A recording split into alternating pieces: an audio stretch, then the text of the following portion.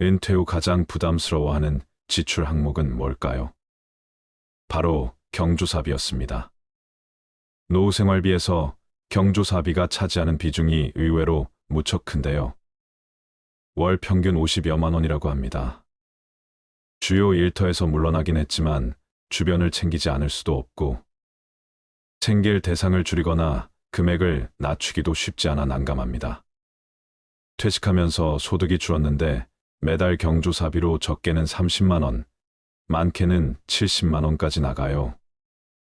너무 부담돼서 힘듭니다. 경조사에 빠지면 모임에서 도태되기 때문에 안 갈 수가 없어요. 못 가더라도 봉투는 보냅니다. 경조사 끊고 산다거나 안 챙긴다는 소문이 나면 고립돼요. 그러면 외롭고 힘들지 않나요? 경조사 같은 게 힘들어서 모임에서 빠지는 친구도 있어요. 카톡방에서 조용히 탈퇴하더라고요. 이 말은 어느 한 은퇴자가 내뱉은 한숨 섞인 말입니다. 은퇴 이후엔 현역 시절과 달리 인간관계를 정리할 필요가 있습니다. 현직에 있을 때는 밥 한 번 먹자고 줄을 서지만 은퇴하고 나면 경조사로 연락해도 얼굴 한번 비추지 않는 사례가 빈번하지요.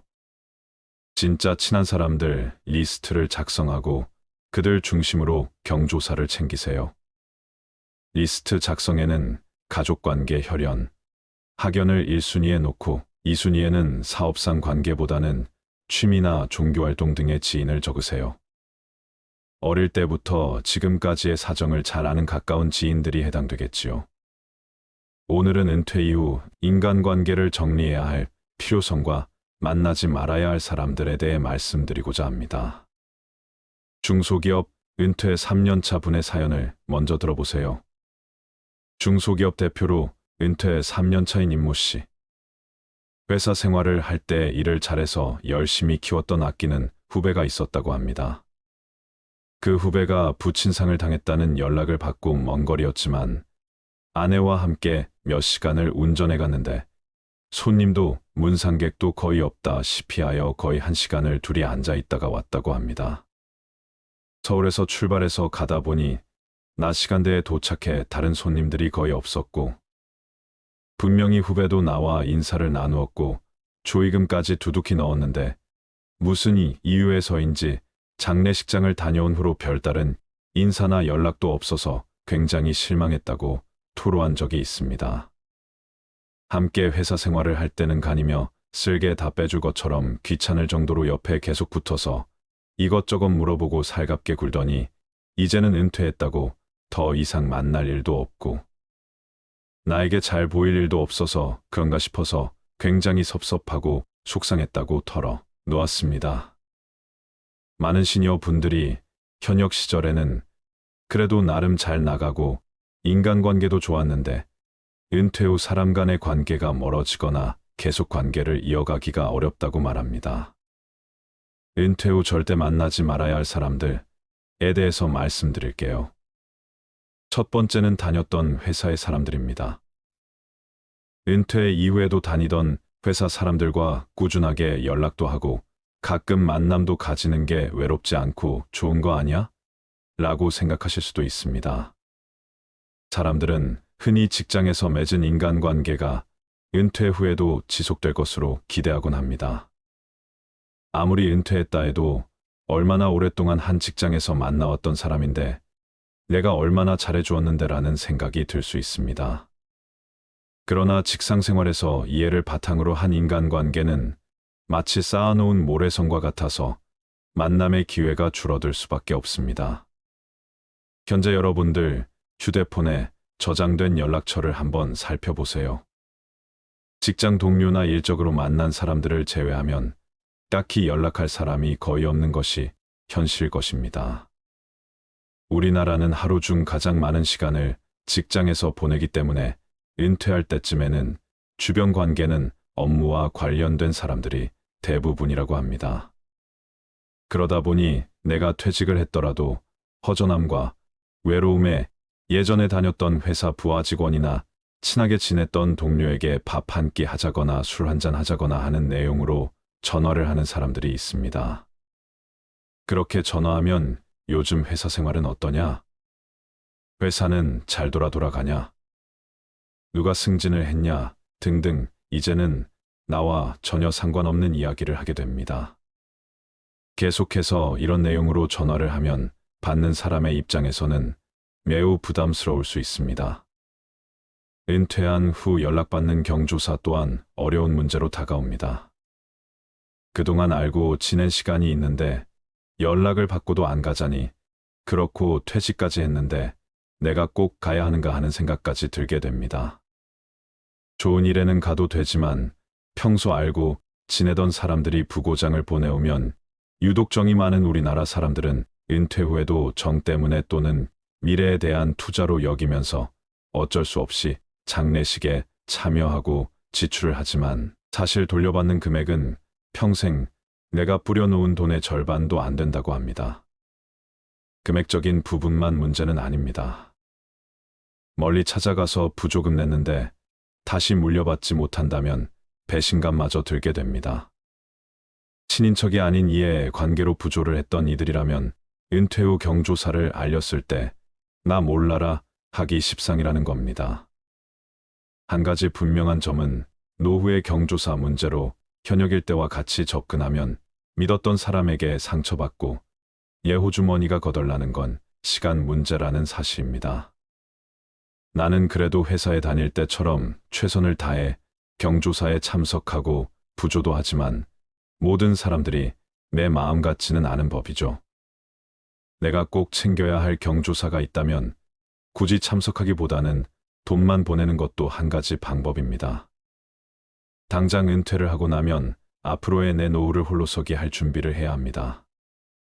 다녔던 회사 사람들과 굳이 만나서 대화해봤자 이제는 나와 상관없는 이야기만 오고 갈 것이며 다녔던 때와는 다른 이야기가 흘러나온다면 나는 그 대화에 끼기도 부담스럽고 어려워질 수 있습니다.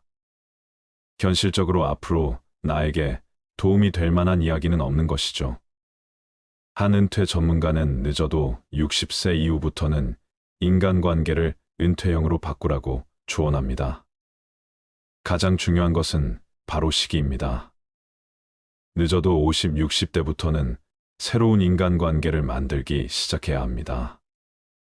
아시다시피 인간관계라고 하는 것이 하루 아침에 갑자기 만들고 싶다고 해서 만들어지는 것은 아닙니다. 식물을 재배할 때나 반려동물을 키우듯이 주변 사람들에게 꾸준하게 관심과 사랑을 나누어 주어야 합니다. 그렇다고 아무나 만날 수 있는 문제도 아닙니다. 나이 들수록 좋은 사람을 곁에 오래 두고 만나는 것은 무엇보다 길어진 노후의 시간을 어떻게 보내느냐 하는 문제와도 직결되어 있습니다. 그렇다면 좋은 인연은 어디에서 어떻게 찾을 수 있을까요? 그것은 바로 내가 사는 인근 지역이 될 수 있을 것입니다. 한창 직장 생활을 할 때는 내가 살고 있는 지역을 천천히 둘러볼 기회가 별로 없지만 은퇴를 하고 노후를 보낼 지역을 찾았다면 이제는 대부분의 시간을 자신이 살고 있는 지역에서 머물게 되기 때문에 내가 살고 있는 지역을 라이프 타운이라고 할 수 있습니다. 그래서 이 라이프 타운에서 좋은 인연이나 친구를 만나는 것이 무엇보다 중요합니다. 구체적인 방법으로는 구청이나 시청 도서관이나 지역센터에서 운영하는 각종 프로그램에 참여해 보는 것이 좋습니다. 등산이나 탁구, 독서 등 자신의 관심사에 맞는 활동을 꾸준히 하다 보면 비슷한 취미나 가치관, 라이프 스타일을 가진 좋은 친구를 사귀게 될 가능성이 높습니다. 두 번째는 돈 얘기하는 사람입니다. 일반적으로 은퇴를 하고 나면 그동안 모아둔 노후 자금도 있을 것이고 퇴직금과 같은 목돈이 생길 수 있기 때문에 아무래도 이 시기가 어쩌면 살아가면서 돈이 제일 많은 순간이 될 수 있습니다. 어떤 직장에서 얼마나 오래 근무했을지에 따라서 퇴직금의 차이는 클 수밖에 없을 겁니다. 이 퇴직금이란 목돈은 내가 퇴직하고 나서 새로운 인생을 이모작할 때까지 버티라고 주는 돈이라고 볼 수 있습니다. 우리가 퇴직하기 전까지는 늘상 해오던 생활 패턴과 소비 패턴들이 있습니다. 예를 들면 한 달 생활비로 500만 원씩 쓰던 것을 퇴직 후 이제 매달 들어오는 수입이 없으니 가족들에게 200만 원씩만 쓰라고 한다면 가족들 입장에서는 어떨까요? 퇴직했으니 어쩔 수 없이 이해한다고 하더라도 어떻게 해야 하지? 하는 생각과 함께 굉장히 당혹스러울 겁니다. 그렇게 매월 들어가던 생활비 목록에서 무엇부터 줄여야 할지도 모르겠고, 그렇게 조금씩 줄인다고 해도 갑자기 절반도 안 되는 금액으로 줄이는 것은 누구라도 힘들 것입니다. 그래서 퇴직한 시점에 맞추어 최소 몇 년간은 버티며 새로운 일자리를 찾거나 시급제 아르바이트라도 시작할 수 있을 때까지 아껴서 생활비로 사용해야 합니다. 물론 퇴직금 외에도 모아놓은 현금성 자산이 많고 연금도 매달 400, 500만 원씩 꼬박꼬박 들어온다면 앞으로 크게 걱정할 부분은 없겠지만 우리나라 시니어분들은 노후 자금을 충분히 준비해 놓지 못한 분들이 더 많을 것입니다. 안 그래도 턱없이 부족한 노후 자금을 어떻게 마련해야 하나 걱정부터 앞서는데 당장 퇴직금이란 목돈이 생기면 어떻게 알고 많은 사기꾼들이 들러붙습니다. 이때 가장 중요한 것은 노후 자금을 크게 불려보겠다는 생각보다 지금까지 모아놓은 자금을 지키는 일입니다. 은퇴 후에는 어떻게든 모아놓은 돈은 지키고 약간의 돈이라도 직접 벌 수 있는 일을 찾아 나서야 합니다. 큰 돈을 벌지 못하더라도 잘 지키기만 해도 성공한 노후를 보낼 수 있습니다. 이때 내가 받은 퇴직금이나 노후 자금을 계획적으로 사용하지 않고 그대로 통장에 넣어두면 어떻게 알고 주변 지인들에게서 돈 좀 빌려달라거나 좋은 투자처가 있다는 식으로 연락이 올 수 있습니다. 평소에는 잘 연락도 하지 않던 친구나 지인들이 어디에서 내가 퇴직했다는 이야기를 들었는지 연락을 해옵니다. 은퇴 후 만날 친구나 전 직장 동료도 줄어들어 가뜩이나 공허하고 외롭던 찰나에 전에 알고 지내던 지인이나 가까운 친구에게서 연락이 오면 반가운 마음에 전화를 받아보면 갑자기 밥을 먹자고 합니다. 이렇게 오랜만에 친구 얼굴이나 한번 보고 밥이나 먹자고 나간 자리에서 서서히 본색을 드러냅니다. 서서히 자신의 어려운 사정 이야기를 꺼냅니다. 자신이 여기에 투자해서 얼마를 벌었다는 등 좋은 투자처가 있는데 노후 자금을 많이 불릴 수 있다거나 하는 식의 얘기를 늘어놓습니다. 내가 지금은 퇴직한 지 얼마 지나지 않아 당장은 꽤 큰 돈의 목돈이 있지만 언제까지 이 돈으로 노후를 보낼 수도 없고 아껴가며 산다 해도 언제 바닥을 드러낼지 모르기 때문에 이 돈을 그냥 묵혀두기보다 빨리 좋은 투자로 성공해 노후 자금을 한 푼이라도 더 벌어야겠다는 조급한 심리를 이용하는 것이죠. 특히 평소에 정이 많거나 남을 배려하기 좋아하고 남이 부탁하는 일에 거절을 잘 못하는 성격이라면 이런 사기꾼들에게 좋은 먹잇감이 될 수 있습니다. 이것은 결코 멍청하기 때문에 속은 것이 아닙니다.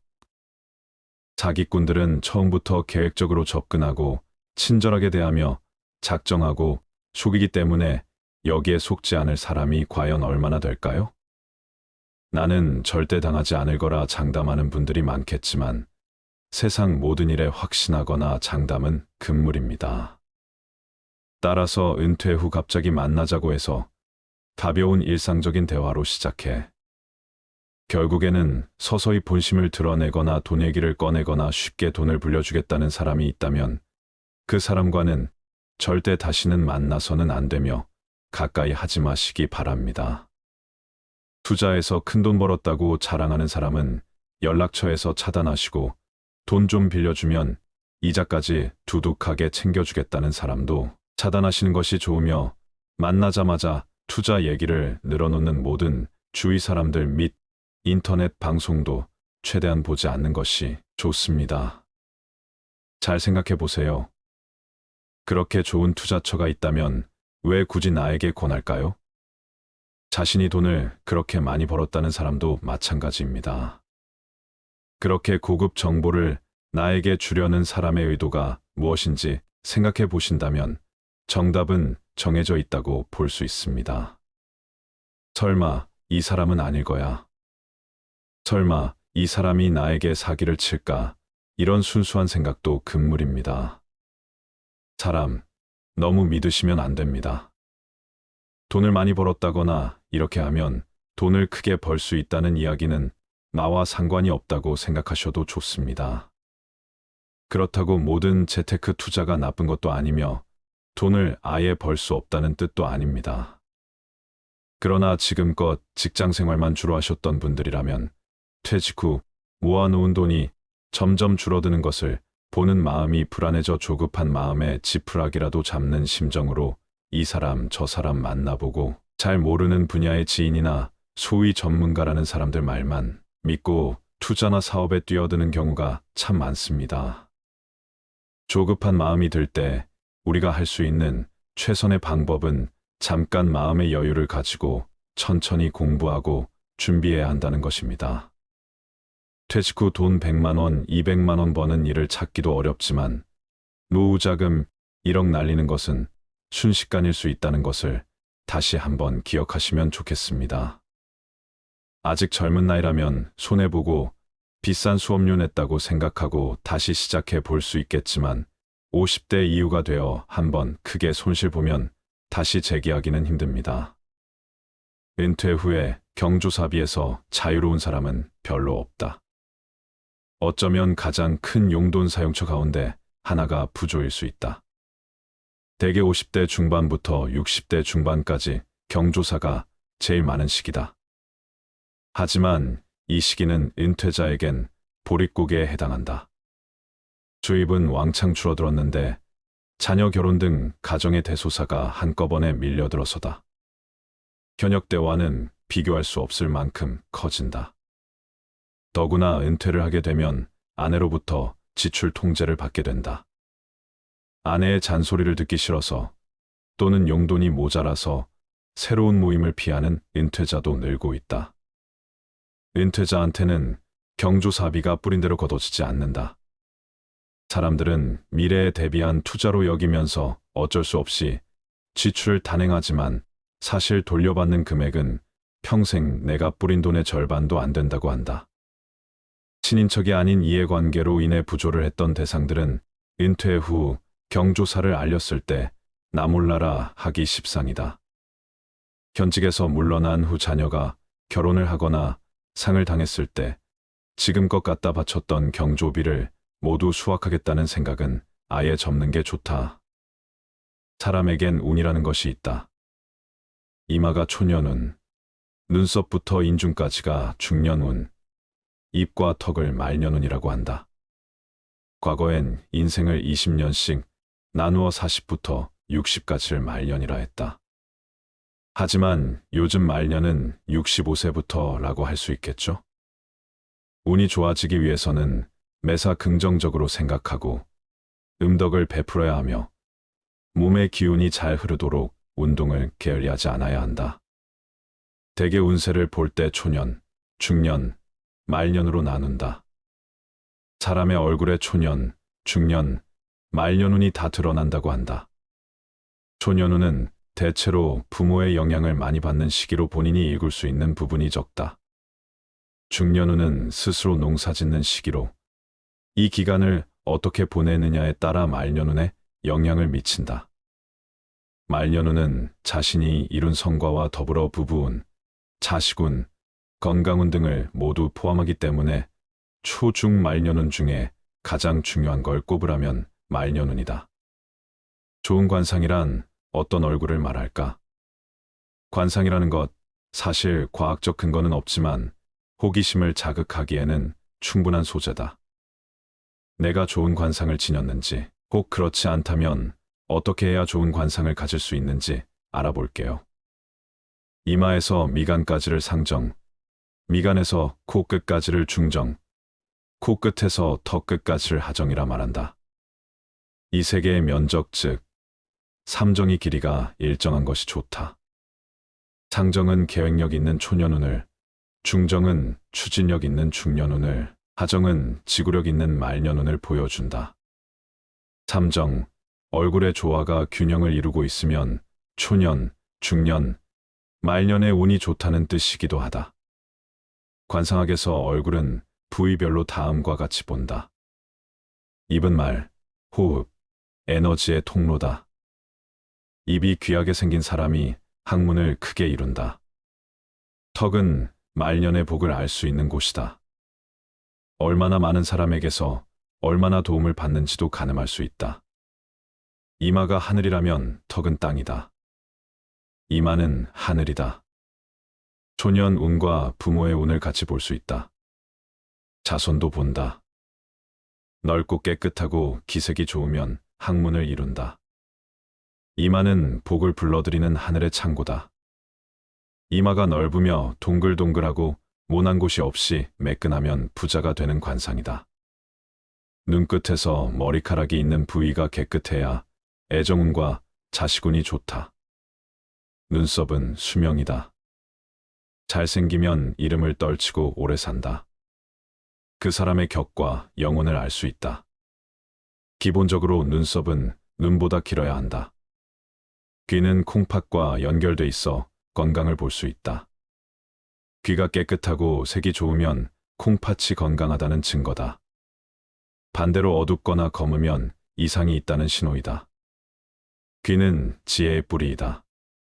재물운을 점치기도 하는 귀는 크면 좋지만 이보다 더 중요한 것이 귓불이다. 귓볼이 두텁다면 말년에 부자가 될 확률이 높다. 눈은 사물을 보고 살피는 곳으로 지혜다. 정신력과 제복, 선악을 구분할 수 있다. 눈동자는 검고 깊고 반짝여야 한다. 흰자위는 맑을수록 좋다. 눈은 눈동자의 흑백이 분명하며 빛이 나고 흰자위가 깨끗해야 명예, 지위, 재물복이 있다. 눈 주변이 깨끗이 못하고 불길하면 우는 일이 생기는 아픔을 겪게 된답니다. 코는 나 자신이다. 마음의 보따리, 즉 심포이다. 코는 반듯하며 코 길이가 짧은 것보다는 길며 약간 높은 것이 좋고 콧구멍이 안 보이며 코끝이 도톰하고 윤기가 나야 복이 많고 잘 산다고 한다. 재복을 가늠하는 잣대다. 다음은 관상학에서 호불호를 결정짓는 얼굴 주요 부위 네 군데입니다. 첫째, 눈썹과 윗눈꺼풀. 이 부위는 형제, 친척, 부모의 수명, 물려받은 재산 등과 연관이 있어 이 부위가 좁거나 눈썹이 거칠거나 흉터가 있으면 어려움이 따른다. 눈썹 사이는 넓어야 한다. 눈과 눈썹 사이가 좁으면 성격이 급하고 다혈질이라고 한다. 눈과 눈썹 사이가 넓으면 부동산에 투자하는 것이 좋다. 재테크에 성공에 많은 부동산을 가지게 될 것이며 투자하는 것마다 성공의 말년에 풍요로운 경제 생활을 보낼 수 있을 것이다. 흔히 눈은 해와 달이고 눈썹은 구름이라 한다. 눈썹이 해와 달을 누르고 있어 매우 좋지 않은 관상이라 본다. 눈동자는 안정되어 있어야 한다. 눈동자가 차분해야 이지적이고 교양이 풍부하며 지적 능력을 겸비해 주위 사람들로부터 존경과 사랑을 얻게 된다. 눈을 가늘게 뜨고 상대방을 보는 사람은 그 사람을 이용하려는 것일 확률이 높으며 대화할 때 눈을 좌우로 돌리거나 악수할 때 눈동자가 흔들리면 신뢰를 가질 수 없다. 상대방을 대할 때는 눈을 상대방에게 정중히 고정시키는 것이 좋다. 둘째, 이마와 미간, 코로 연결되는 부위. 이 부위는 사회적 지위와 재산, 명예 등과 연관되어 있다. 이 부위가 낮거나 흉터가 있거나 혹은 어두울 경우 인생에 장애가 있고 보다 높은 지위나 학문적 성과에 이르기가 어려운 경우가 많다고 본다. 눈썹과 눈썹 사이 즉 미간은 넓고 펴져 있는 것이 좋다. 관상학적으로 미간은 행운이 들어오는 통로다. 미간을 찡그리면 마치 수도꼭지를 잠그는 것과 같아 행운이 들어오지 않게 된다. 이마가 다소 어둡고 좁고 탁하더라도 코와 광대뼈, 그리고 턱이 둥글게 잘 발달돼 있다면 유년기의 생활은 비록 어렵게 보내도 중년기 이후의 삶은 좋아진다. 반대로 이마가 환한 색을 나타내고 잘 발달했어도 코와 턱이 뾰족하고 살이 없다면 그 반대다. 관상적으로 눈썹과 눈썹 사이가 연결되어 있는 사람은 미련한 사람이라 본다. 미간의 넓이는 엄지손가락 2개가 들어가는 것이 가장 표준 넓이다. 너무 좁으면 성격이 사납고 반대로 주먹이 하나 들어갈 정도로 너무 넓으면 성격이 느리고 의사 결정이 늦으며 우유부단하다. 웃으면 미간이 펴진다. 그렇기에 웃으며 살아가야 하는 것이다. 아침에 일어나 엄지손가락으로 미간을 문지르는 것도 미간을 펴 자연이 좋은 관상으로 바뀌고 복이 들어오게 만든다. 미간이 윤이 나고 좋아야 인내심과 포용력이 크다는 것을 의미하고 가정과 직장에서 확실한 자리를 가질 수 있으며 자녀들로부터 신뢰와 사랑을 얻는다. 셋째, 코와 콧방울. 코끝이 둥글고 콧방울에 힘이 있어야 한다. 여성의 코는 코끝이 동그랗게 뭉쳐져 있는 모양이 좋다. 마치 코끝 부분이 쓸개를 매다른 것처럼 동그란 모양, 이슬이 매달려 있는 듯한 모양을 말한다. 코끝이 둥글고 힘이 콧방울에 힘이 있으면 가정에 어려움이 닥쳐도 슬기롭게 헤쳐나갈 수 있는 능력을 가지고 있다. 가정과 재산을 잘 지키며 결국 남편을 출세시키게 될 힘도 있다. 또한 남을 대할 때 마음과 여유를 가지고 도와주기도 하며 도움을 준 사람으로부터 반드시 보답을 받는 인복이 넘치는 관상이기도 하다. 넷째, 입과 턱 주변. 여기는 말년운이 주로 작용되는 부위로 50대, 60대 이후로 인생을 재설계하거나 재취업 등을 꿈꾸는 사람이라면 간과해서는 안 될 부위이다. 이 부위에 주름이 생기거나 꺼지게 되면 말년운이 안 좋다고 본다. 턱이 갸름한 사람은 지구력이 약하기 때문에 포기도 빠르고 자기 주장을 끝까지 밀고 나가기가 힘들다. 턱이 약한 사람들은 몸으로 하는 일보다는 머리를 쓰는 일이 더 쉬울 것이다. 턱이 약한 사람들은 육식보다는 부드러운 음식을 좋아하는 사람이 많은데 딱딱하고 질긴 음식을 즐기지 않았기 때문에 기질들이 강하지 않은 것 같다. 이런 사람들은 말년으로 가면서 얼굴의 탄력을 잃지 않도록 해야 한다. 얼굴이 오뚜기처럼 턱이 옆으로 너무 튀어나오면 좀 곤란하다. 두상이 크고 목이 짧고 턱이 이렇게 튀어나온 사람은 대드는 기질도 강하고 욕심도 많다. 턱은 둥근 U자형 턱이 좋은 턱이다. 턱이 좋으면 지구력과 추진력이 좋다. 젊었을 때 턱이 갸름했다 하더라도 나이를 먹어가면서 참고 인내하면서 턱이 좋아지기 마련이다. 아래 사람을 잘 챙겨주면 결국엔 다 자기에게로 돌아오기 때문에 턱이 좋은 사람은 말년이 좋을 수밖에 없다. 말년운은 인생에서 가장 중요하다. 개인의 수명, 자식의 운과 연결돼 있고 한 개인의 결말을 볼 수 있기 때문이다. 하관을 보면 말년운을 안다. 여러분, 어떻게 하면 말년운을 좋게 만들 수 있을까요? 현재 상태로 말년운을 변화시키고 싶다면 말년운에 입이 들어가는 부분을 주목해야 한다. 인매가 처지면 얼굴이 우울해 보이고 이성관계도 좋지 못해 부부운이 약하다. 양쪽 입꼬리를 올려 웃는 상을 만드는 습관을 가지면 얼굴 분위기도 바뀌고 말년운도 변화시킬 수 있다. 관상학에 따르면 인상은 바꿀 수 있다. 내 얼굴을 짚어보고 지금부터 말년운을 관리하자. 얼굴 부위 중에서 특히 말년운과 관련 있는 곳 세 군데입니다. 말년운을 보는 부위 첫 번째는 입이다. 입은 공기가 드나드는 문이고 음식이 들어가는 곳이며 자신의 생각을 밖으로 표현하는 기관이다.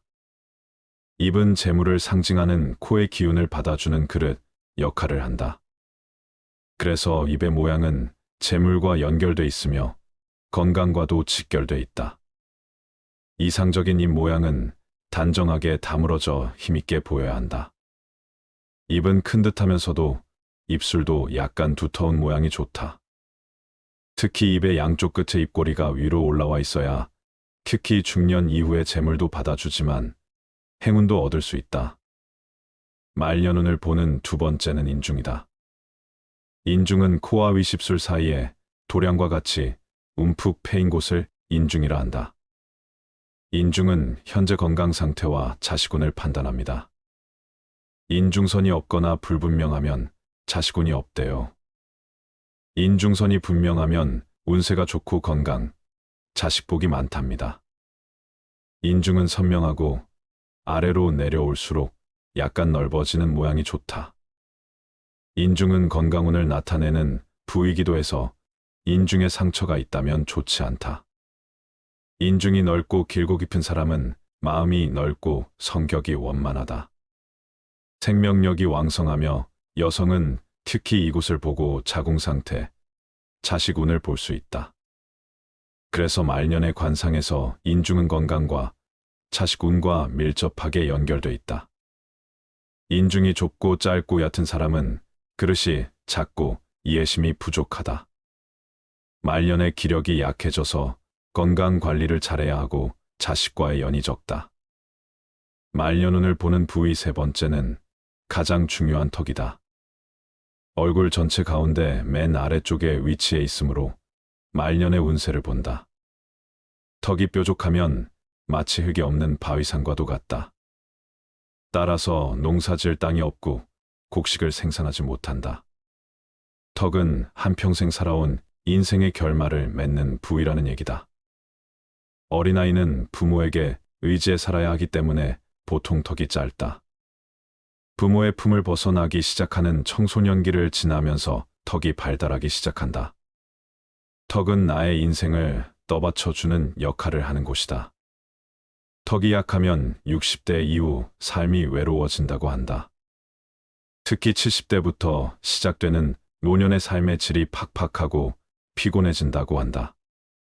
턱이 너무 앞으로 나와도 남을 치기 때문에 인기가 없고 뼈가 너무 앙상해도 냉정해서 알아주지 않는다.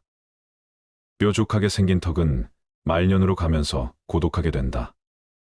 요즘 젊을 때 예뻐 보이기 위해서 턱을 깎는데 나이가 들면서 탄력이 떨어지면서 고독하고 초라한 말년을 맞이할 가능성이 크다. 여러분, 말년운이 좋은 얼굴은 따로 있다고 합니다만 그렇게 안 생겼더라도 너무 걱정 안 해도 됩니다. 말년운을 좋게 만들고 싶다면 다음 4가지를 기억하시고 실천해 보세요. 첫째, 마음을 바꿔보세요. 눈은 마음의 표상이다. 얼굴의 상이 나쁜 방향으로 가는 것을 늘 경계해야 한다. 사주보다는 관상이, 관상보다는 심상이 중요하다고 한다. 부끄러운 일이 생기면 얼굴이 붉어지고 기쁜 일이 생기면 얼굴이 환해지며 화를 낼 때는 얼굴이 찌푸려진다. 모두 무형의 마음이 유형의 상으로 표현되는 것이다. 결국 운명을 바꾸는 힘은 오직 마음에 달렸다는 뜻이다. 마음이 선량하면 빈천할 상이라도 부귀할 수 있고 그 마음이 불량하면 부귀할 상이라도 도리어 빈천할 수 있다. 둘째, 표정과 자세에 신경을 쓰세요. 찡그린 얼굴은 부정적인 마음이 드러난 결과다. 미간의 주름은 부정적인 감정을 많이 쓸 때 생기기 마련이다. 겉으로 드러난 나의 몸짓을 보고 무형의 마음을 바꾸어 나가는 연습을 하자.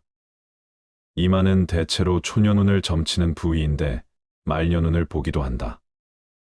이마에 주름이 많으면 평탄한 생활이 어려울 수 있으므로 이마를 찡그리거나 주름 잡는 습관이 있다면 고치는 것이 좋다. 나이가 들어가면서 자기 삶과 인품이 얼굴을 통해 나타나게 된다. 관상학에서 이마는 하늘이고 턱은 땅으로 친다. 하늘은 높고 맑은 게 좋고 땅은 넓고 기름진 게 좋다. 땅이 기름지고 넓어야 곡식이 풍성하게 생산될 수 있기 때문이다. 자연히 사람들이 몰려들게 된다. 셋째, 피부를 가꾸어 보세요. 피부 탄력도 말년운에 영향을 준다. 피부톤이 칙칙하고 탄력 없이 늘어지는 타입은 복을 모으기 어렵다. 살집이 없더라도 피부에 탄력이 있어 탱탱한 느낌을 준다면 재물을 모으는데 좋은 영향을 미친다. 피부 상태가 좋다는 것은 정신적, 육체적으로 원만하다는 것을 의미한다. 우리 피부는 오장육부의 상태가 그대로 드러나는 곳이다. 때문에 피부가 좋다는 것은 수면 상태, 건강 상태, 섭식 상태, 마음 상태가 올바르게 작동하고 있다고 볼 수 있다. 넷째, 패션을 바꾸어 보세요. 자신의 옷장을 열어보면 패턴이 보인다. 지금까지 자신이 고집하던 스타일을 바꾸는 것은 어색하고 힘든 일이지만 새로운 스타일을 시도해보는 것 자체가 마음을 바꾸어 보겠다는 의지의 시작이다. 여러분, 관상가에게 나는 인복이 너무 없다. 내 관상은 인복이 없게 생겼는가? 라고 묻는 사람치고 인복 많은 사람은 실제로 드물다고 합니다. 그 이유는 바로 인복이 있는 사람은 이런 질문조차 하지 않기 때문이라고 합니다. 사실 덕은 쌓는 것이고 복은 받는 것이기 때문에 복보다 덕이 더 중요하지요. 그런데 주변을 보면 덕을 베풀지 않으면서 복을 바라는 사람이 꽤 많다는 것입니다. 인복이 있는 사람들은 베풀고도 손해본 것을 아깝게 여기지 않습니다. 반면 인복이 없는 사람은 자신이 베풀고도 이를 다시 되돌려 받으려는 경향이 강하지요. 베푼다는 것은 무엇인가를 바라고 하는 것이 아닌데도 말입니다. 결국 복은 남이 주는 것이 아니라 자신이 만들어가는 것이랍니다. 은퇴 후에 어떤 일상들을 보내시고 계신가요?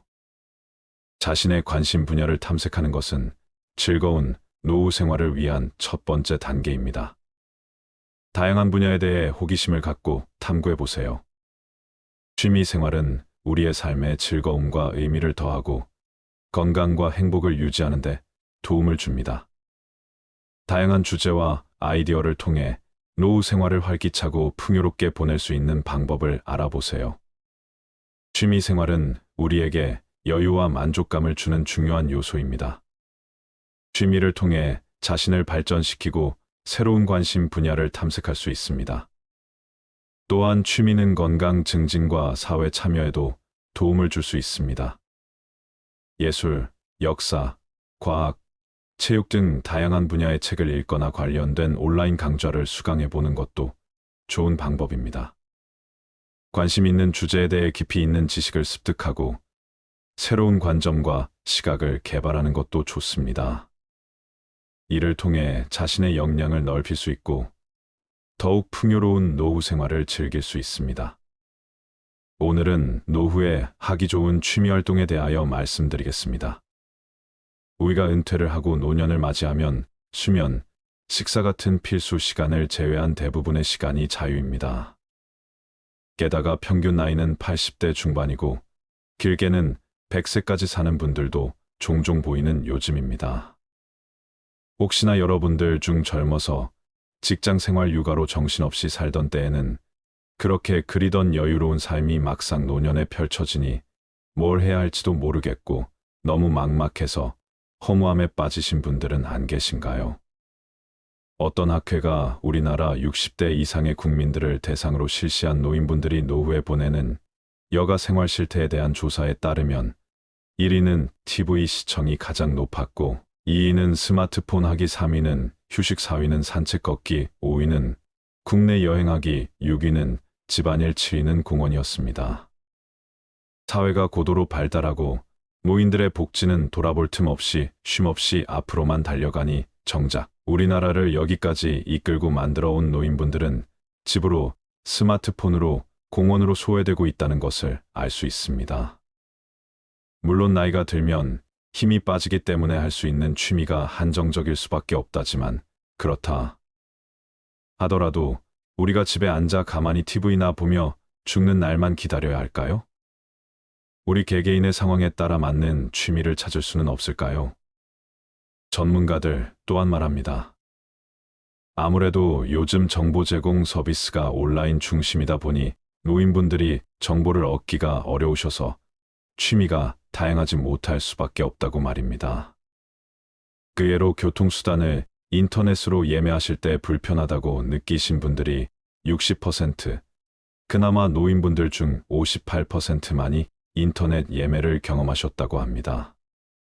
또한 무인 식당에서 터치 기기로 주문하실 때에도 터치 기기를 경험하신 분들은 58%밖에 되지 않았으며 그중 64% 노인분들이 불편했다고 하십니다.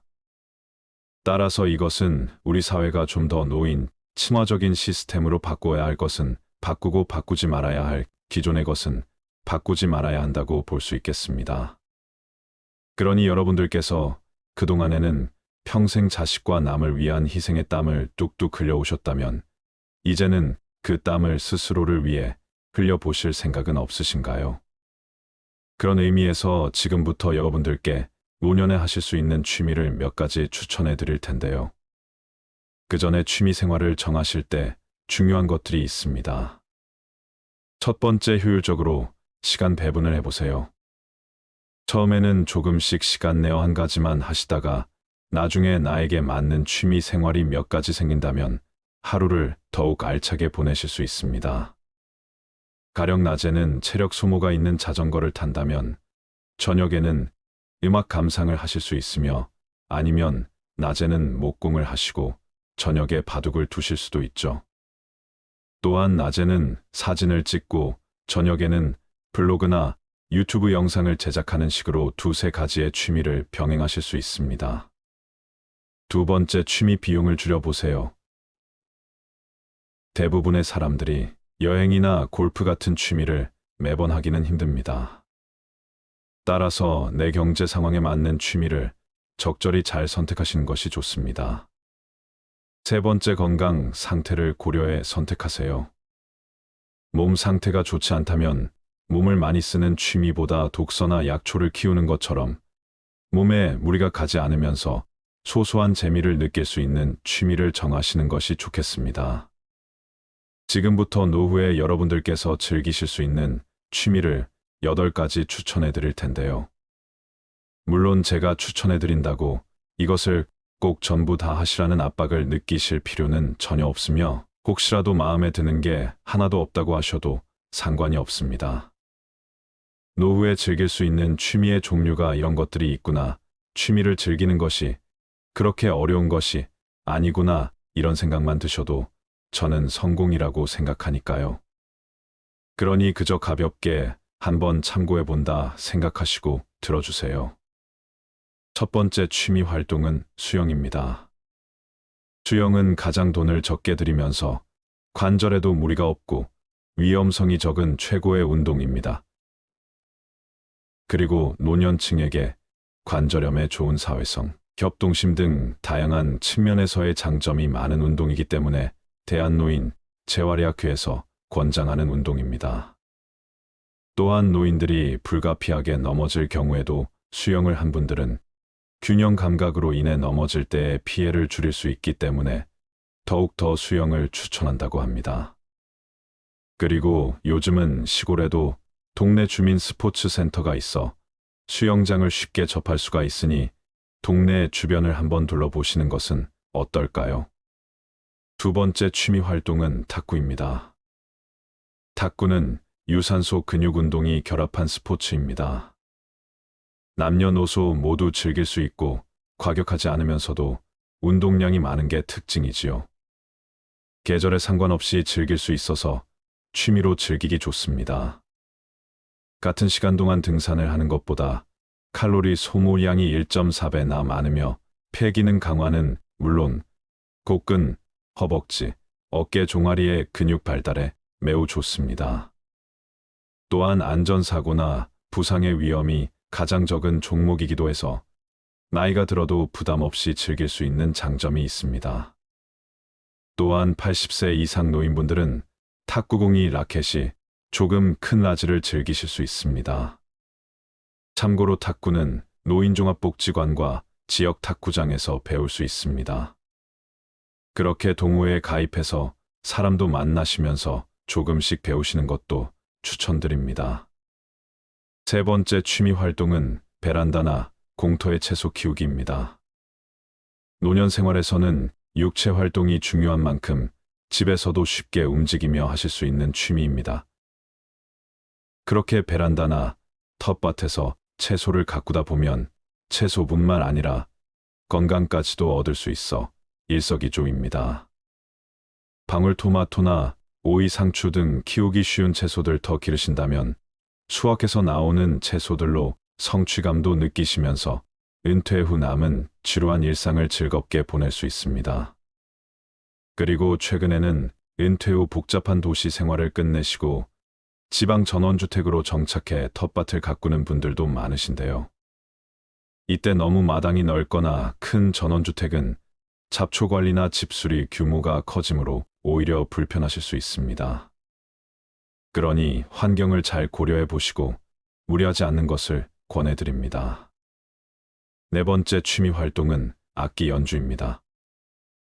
전문가들은 노년에 악기를 연주하는 것이 우울증을 낮추고 치매를 예방하고 병원을 방문하는 횟수도 떨어뜨리며 폐 기능까지 늘리는 효과가 있다는 연구 결과를 밝혔습니다. 동호회 등에 참석하셔서 악기를 배우시면 새로운 친구들도 생기고 공연을 준비하시면서 잘해내고 싶은 새로운 목표가 생길 것입니다. 그래서 공연을 하고 박수를 받을 때의 성취감은 말할 수 없이 큽니다. 우리가 은퇴를 하면 스스로 위축이 많이 될 수 있는데 악기 연주를 하면 삶의 활력과 자존감을 채울 수 있습니다. 그래서 하나의 악기만 잘 배워두어도 봉사활동이나 재능 기부를 하시면서 삶의 활력을 찾을 수 있습니다. 다섯 번째 취미 활동은 독서입니다. 특히 도서관에 가서 책을 읽으면 딱히 돈을 들이지 않고도 여러 가지의 책을 읽을 수 있어서 좋습니다. 노년기에는 육체적으로 제약이 있기 때문에 다양한 경험이나 여행을 하고 싶어도 힘에 부칠 수가 있습니다. 그러나 우리는 책 한 권으로 세상 어디에든 갈 수 있으며 얘가 경험해 보지 못한 것을 체험해 볼 수 있습니다. 또한 우리의 뇌는 책을 계속 읽으면 책을 좋아하는 대로 바뀌기 때문에 꾸준히 책을 즐기다 보면 정신과 통찰력이 깊어진다는 느낌은 덤으로 느낄 수 있고 새로운 것에 관심이 생겨서 도전의식도 생길 수 있으니 독서는 단지 독서를 넘어서서 새로운 계기를 맞이하는 좋은 취미가 될 수도 있습니다. 여섯 번째 취미 활동은 요가와 명상입니다. 요가와 명상은 내 몸을 살피는 동시에 휴식도 할 수 있는 최고의 취미입니다. 아무래도 나이가 들면서 관절이 약해지고 근육량이 줄어들면서 과격한 활동은 몸에 무리를 가져다 줍니다.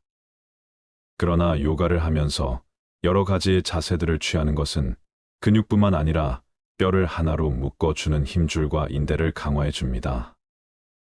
또한 요가를 하면서 의식적으로 호흡과 명상을 할 수도 있는데 이는 심장박동수와 혈압을 낮추어 불안과 우울증을 완화하는 데 도움을 줍니다. 요즘에는 집에서도 유튜브를 보시면서 요가 동작과 호흡을 따라 할 수 있는 영상들이 많으니 아침에 시간을 정해놓고 요가와 명상을 취미로 하는 것도 좋아 보입니다. 일곱 번째 바리스타 소믈리에 요리입니다. 먹는 즐거움을 즐기는 분들이시라면 바리스타 자격증이나 소믈리에 자격증 요리 배우기에 도전하는 것도 좋습니다.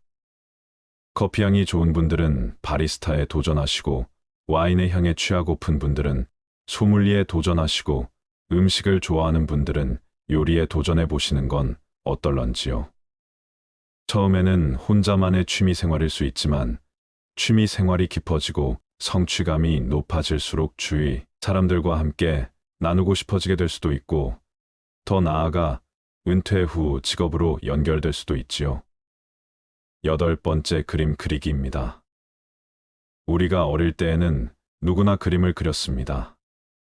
도화지의 땅바닥에 벽과 마루에 온통 그림을 그리지요. 그러다 나이가 들면서 그림을 그리지 않게 됩니다. 지금 그림을 그리는 저는 단지 그림 그리는 것을 멈추지 않았을 뿐이죠. 그러니 여러분들도 언제든 다시 그림을 그린다고 해도 그것이 이상할 것이 없습니다. 원래 하던 것을 다시 하는 것뿐이니까요. 그리고 보통 그림을 그릴 때 그림을 얼마나 잘 그리는지 전혀 중요하지 않다고 하기도 하지만 사실 실력이 조금씩 느는 것이 느껴지지 않으면 그림 그리는 것이 재미가 붙지 않는 게 사실입니다. 주변의 칭찬도 듣고 그래서 자기 만족도 들어야 더 잘 그리고 싶은 목표 의식도 생기니까요. 처음에는 실물보다 사진을 보고 따라 그리시는 게 좀 더 쉬울 것이며 나무나 꽃처럼 형태가 복잡한 사물은 당장은 피하시고 구름이나 바다, 수평선 같은 간단한 풍경이나 사물을 그리는 것을 추천드립니다. 또한 처음에는 연필로 스케치를 하시고 연필로 간단한 명암만 표현하시고 끝내시면 그것으로 형태 감각이 어느 정도 생기시면 그때 물감으로 색칠을 시작하시는 것이 좋습니다. 그림을 수학 문제로 본다면 연필 스케치, 그림은 이런 공식 기초이고 색칠은 좀 더 복잡한 응용 문제라 볼 수 있습니다. 그래서 처음부터 응용 문제를 푸셔서 좌절감에 그림을 시작도 못하고 포기하시는 경우가 많습니다. 문화센터나 학원에서 도형과 석고상 같은 딱딱한 그림만 계속 그리게 하거나 수채화 같은 초보자의 진입장벽이 높은 그림을 그리게 하면서 세세하게 지도조차 해주지 않는다면 과감히 끊고 다른 학원을 찾아보시는 걸 추천드립니다. 그리고 보통 그림하면 수채화를 많이 생각하시는데요. 수채화는 물 조절이 어렵고 사물의 구체적인 묘사와 중간 과정이 동시에 진행되기에 생각보다 초보분들의 진입장벽이 높습니다. 그래서 물 조절이 비교적 간편하면서 몇 번이든 덧칠이 가능한 아크릴 물감으로 색칠을 시작하시는 걸 추천드립니다. 그리고 아크릴 물감이 손에 익으면 유화 물감도 쉽게 시작하실 수 있으니 이 또한 이득이 되실 것입니다. 그렇게 그림을 그리시다가 뿐만 아니라 기억력 증진에 큰 효과가 있다고 하는데요. 우리는 그림을 그리면서 시각적 공간적으로 사물을 바라보고 표현하는 연습을 하게 되며 그림을 배우면서 언어적인 요소는 물론 팔과 손가락 관절을 미세하게 움직이는 운동적 효과까지 얻을 수가 있습니다. 그 밖에도 노후에 많이들 하시는 취미들이 등산, 테니스, 자전거 등이 있는데 이런 취미들은 젊었을 때부터 꾸준히 체력을 길러 오셨고 제대로 된 자세와 방법들을 익히시고 시작을 하시는 것이 좋습니다. 그렇게 여러 가지 취미를 하시다 보면 잊고 있었던 과거와 만나면서 생각에 잠기기도 하는데요. 노인이 되어 찾는 취미의 시작은 내 어릴 적 못 이룬 꿈을 찾는 것에서 기인한다고 합니다. 이 나이에 새삼스럽게 무슨 취미 생활인가 이런 생각을 하실지도 모르겠습니다. 어릴 적 꼭 거창한 걸 해보고 싶은 어린아이는 없었을 것입니다. 나도 모르게 무의식적으로라도 하고 싶었지만 상황이 여의치 않아 못한 일들이 있지 않았을까요? 그것이 아주 사소한 것이어도 말입니다. 그리고 또한 지금까지는 돈 벌고 자식 키우시면서 채우면 채울수록 커난 삶에 매달려 살아오셨다면 어린 시절 바라보았던 하늘 가득 반짝이던 별들을 떠올려 보세요.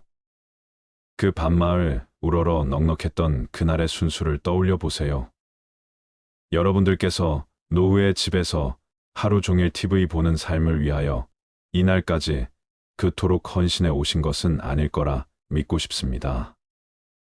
그래서 우리가 그때는 시절을 잘못 만나 우리의 별을 잃고 살 수밖에 없었던 이제는 다시 그때의 나를 찾는 여행을 한번 해보시는 것은 어떨까요? 나무가 항상 하늘로 향하듯이 우리의 발은 땅을 딛고 이번에는 별을 한번 쳐다보며 걸어가는 건 어떨까요?